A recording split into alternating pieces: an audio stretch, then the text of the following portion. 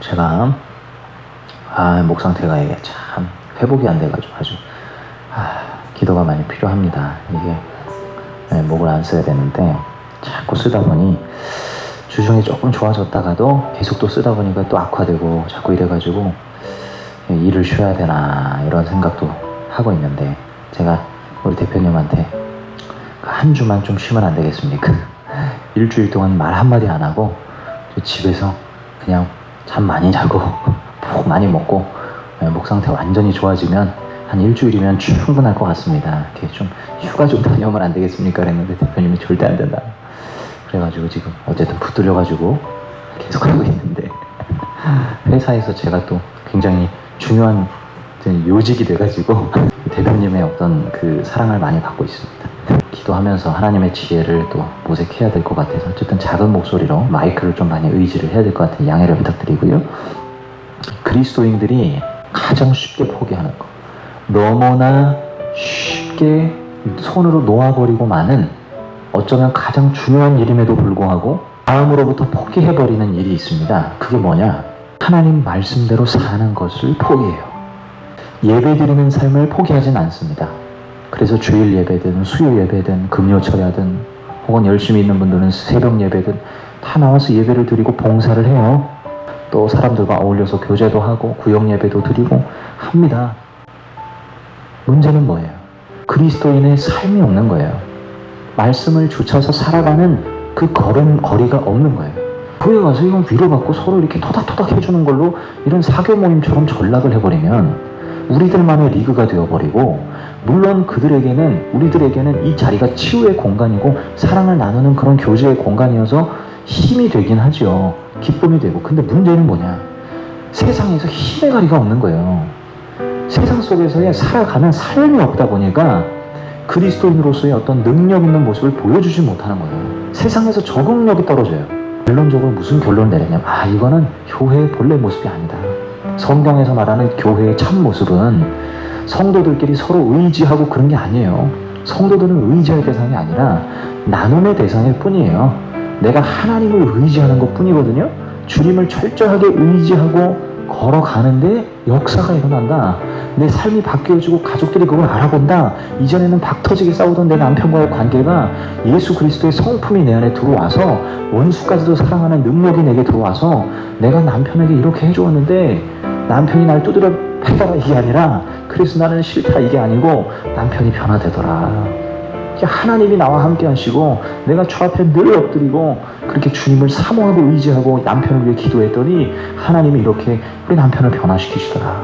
우리 직장 사람들을 그렇게 변화시키시더라. 내 주변 동료들의 이런 마음을 바꾸시더라.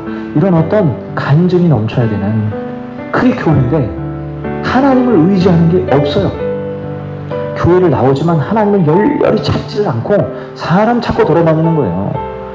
그러니 사람들을 의지하는 모임이 되어버리고 마는, 자칫하면 하나님을 섬긴다고 하지만 엉뚱한 거 섬기고 있는 이런 모습을 볼 때에 참 이게 우리가 얼마나 이 한국 교회의 모습이 이 처량한가, 얼마나 나약한가 이런 것들을 많이 느끼게 됐고, 저 또한 이제 깨어있지 않으면 정신 안 차리면 그런 데에 이렇게 한머리 되겠구나. 그 영향을 받아서 나도 그냥 거기에 적응해 버려가지고 그냥 성도들끼리 이렇게 모이는 건 너무 좋아. 근데 세상에서는 완전히 실패하고 이건 아니다. 우리 이렇게 살라고 하나님 우리 불러주신 거 아니다. 신앙을 점검하자. 우리 기도하자. 말씀 보자. 하나님을 제대로 좀 의지하자. 이러면서 이제 외쳤던 시간들이 있었습니다만은, 그러니까 쉽게 너무나 포기해버리는 거예요. 그리스도인의 한 주간의 삶을. 우리 예수 믿는 삶이 저렇게 무기력한 삶이 아니에요. 한 주 동안 씨름하고, 안 되면 어떻게 해야 돼요, 집사님? 안 되면 내 삶이 그렇게 거룩해지지 않고 변화되지 않는 것 같으면 그냥 막 시간 날 때마다 교회 와가지고 부르짖고, 문 열어달라고, 비밀번호 알려달라고, 나 기도해야 되겠다고 해가지고 들어와가지고 그냥 막 간절히 부르짖고 1시간 기도하고 가면요, 하늘의 능력이 다운로드 된단 말이에요. 성령의 능력이 내 안에 막 부어져서 살아갈 힘을 얻는다는 거죠. 예수는 나의 힘이요, 이게 실제 고백이 된단 말이죠. 그러면서 못할 것도 할 수 있는 능력이 부어진다는 거죠. 근데 그리스도인들이 기도를 놓아버리니 능력이 없어요. 예수님께서도 뭔가 굉장히 중요한 과업을 이루어 가셔야 되는 상황에 항상 기도하셨어요. 예수님은 늘 삶의 기도가 빠지지 않으셨어요. 그냥 제자들과 늘 다니다가도 제자들, 야, 너네 떨어져. 나 기도하러 가야 돼. 하고 산속으로 막 들어가요. 그래갖고 막 좀 깊은 곳 혼자 가가지고 간절히 기도를 하는 거예요. 예수님도 기도하지 않으면 살 수가 없었다. 항상 깨어서 하루에 몇 번이고 기도하지 않으면 이 온갖 시험들을 이겨낼 수가 없는 거예요. 감당해낼 수가 없는 거예요. 내가 지금 살아가야 하는 삶을 살 수가 없는 거예요. 그래서 기도가 절대 빠지지 않았어요. 오늘도 아주 중요한 과업, 예수님께서 이 땅에 오신 목적이라고 할 수 있는 십자가의 순종의 과업을 이루시기 위해서 가장 필요했던 게 뭐예요? 기도였던 거예요. 그래서 예수님이 십자가에 달리시기 바로 직전에 유다에게 결국에는 팔아져서 이 대제사장과 그 종교 지도자들에게 결국에는 붙들려 가기 바로 직전에 했던 일이 기도였다, 이렇게 기록하고 있는 겁니다. 이게 굉장히 의미심장한 거예요. 십자가 과업을 이루기 위해서 예수님은 3번을 기도하시는데, 첫 번째 나아가서 베드로, 야고보, 요한 데리고 겟세마네 동산 가가지고 기도하는데 같이 기도하려고 갔던 거예요. 너희들도 깨어서 있어라, 이렇게 얘기하죠. 같이 기도하는데 얘네들이 너무 피곤했는지 그냥 예수 그리스도의 제자로 사는 게 얼마나 고단하고 피곤해. 맨날 돌아다녔으니까 어디 정처 없이 떠돌아다니면서 늘 이렇게 했으니까 얼마나 몸이 고단하겠습니까. 그러니까 그냥 코 골면서 드렁쿨쿨 졸고 있는 거예요, 얘네들이.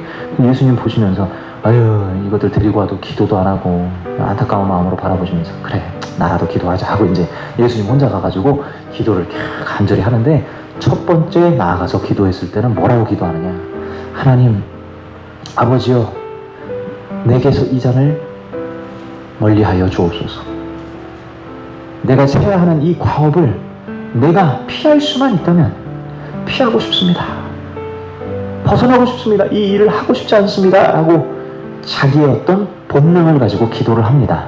인간적인 마음이죠. 그걸 가지고 먼저 기도해요. 근데 집사님, 우리가 기도할 때는 항상 이 마음이 먼저 나오게 돼요. 인간적인 본능으로 먼저 시작하는 거예요. 기도할 때 성령의 권능, 무슨 그럴싸한 나의 어떤 모습이 아니라 그냥 내 안에 밑바닥, 하나님 앞에 가릴 것 없고 드러낼 것, 투성이 숨길 것 없는 내 밑바닥, 가장 추하고 가장 연약하고 가장 두려워하는 나의 모습으로 먼저 기도하는 거예요. 그 예수님의 원형이었어요. 그 기도의 원형. 우리도 똑같이 그렇게 기도를 시작하게 되어지는 거거든요. 예수님 그렇게 기도를 시작합니다. 난 주님만 너무 하기 싫어요. 하나님, 나 진짜 하기 싫어 죽겠어요. 이렇게 기도하는 거죠. 그러나 내 뜻대로 마옵시고 아버지 뜻대로 하옵소서. 나의 고집이 있어요. 나의 뜻이 있어요. 그걸 기도하는 걸 이상한 게 아니에요. 그건 정상적인 거예요. 해야 돼요. 자녀가 부모에게 엄마, 나 너무 힘들어. 엄마, 나 그렇게 말하면 나 너무 상처받아. 속상해. 이렇게 얘기하는 거 정상적인 거잖아요. 그거 얘기 못하게 하면 자녀 죽이는 거잖아요. 너무 시키 누구 닮아가지고 이렇게 말을 그렇게 해. 부정적인 얘기 자꾸 꺼내지 마. 이렇게 얘기하면 아이가 나중에 삐뚤어집니다. 속에 있는 얘기를 꺼내도록 해줘야 될 거 아니에요. 들어줘야 될 거 아니에요. 마찬가지예요. 하나님도 우리 아버지신데 우리의 속 얘기를 다 듣고자 하신다고 전부 다 얘기를 하는 거죠. 그런데 말미에 결론적으로는 하나님 뜻대로 되기를 원합니다. 이렇게 기도를 하는 거예요. 주님께 주도권을 드리는 거죠. 자, 그러고 나서 예수님이 돌아와서 제자들을 보는데 얘네들 또 자빠져 디비 자고 있는 거예요.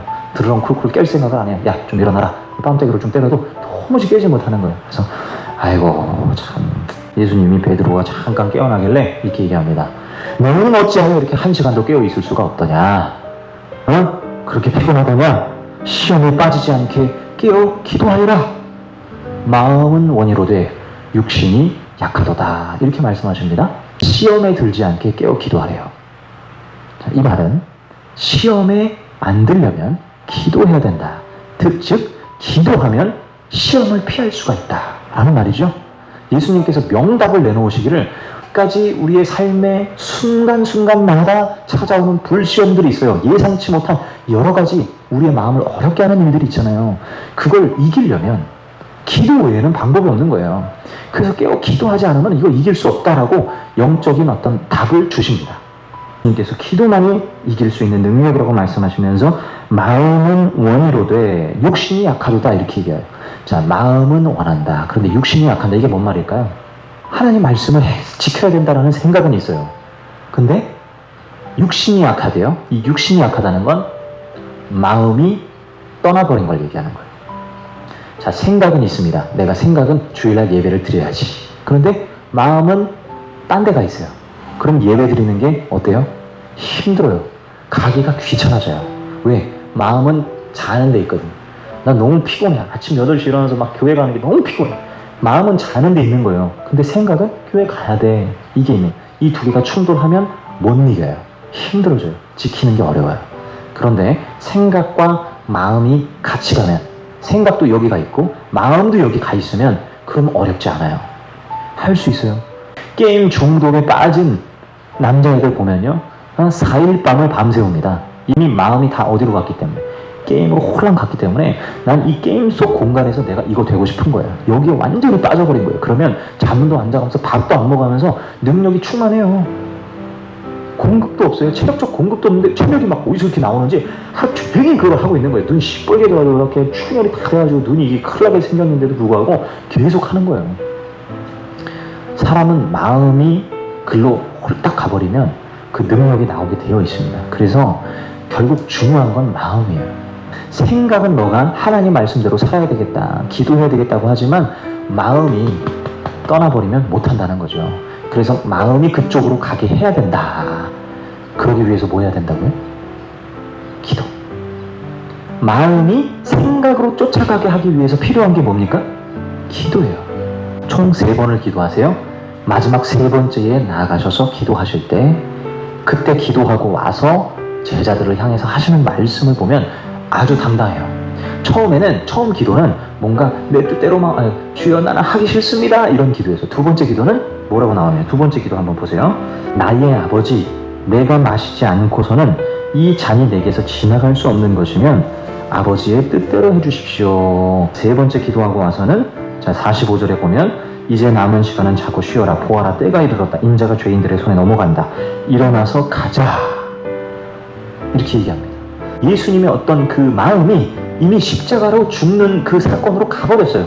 그래서 능히 감당할 능력이 부어진 거예요. 기도하면서. 기도하는 과정 중에 이게 변화가 일어난다고요. 그래서 십자가를 두려워하지 않게 되어지는 그 자리까지 가시는 겁니다. 자, 오늘 이 말씀 통해서 우리가 깨달을 수 있는 바가 명확합니다. 기도하지 않으면 그리스도인으로 살 수가 없다. 그리스도인의 삶의 원동력이 무엇이냐? 바로 기도다라고 하는 거죠. 항상 깨어서 기도해야 돼요. 저도 그래서 가장 행복한 시간, 가장 뭔가 제 삶에 있어서 만족도가 높은 시간이라고 한다면 예배 드리기 전에 기도하는 시간이에요. 기도하는 시간이 생명 같아요. 그때 뭔가 내 영혼에 어떤 영적 변화가 일어나요. 그 기도할 때 하나님이 내 이 속의 것들을 바꿔주시는구나, 좋은 것들로. 그런 평안의 마음이 부어지면서 하나님의 영적 임재가 내 안에 들어오는 경험을 합니다. 그러면 그때야말로 가장 만족도가 높은 순간인 것 같아요. 그래서 제가 예전에도 설교했지만은 기도할 때가 가장 행복했다, 이런 고백을 제가 드린 적이 있습니다만, 기도할 때 내가 바뀌어지고 내가 달라지고 내 마음이 천국이 되어지는 걸 경험하기 때문에 기도 없이는 살 수가 없는 거구나, 그리스도인으로. 그런 생각들을 정말 많이 하면서 신앙생활을 해왔었습니다. 그래서 오늘도 오늘 이 말씀을 좀 기억하고 우리가 좀 기도하는 시간을 좀, 나머지 시간을 좀 가지면 좋겠다,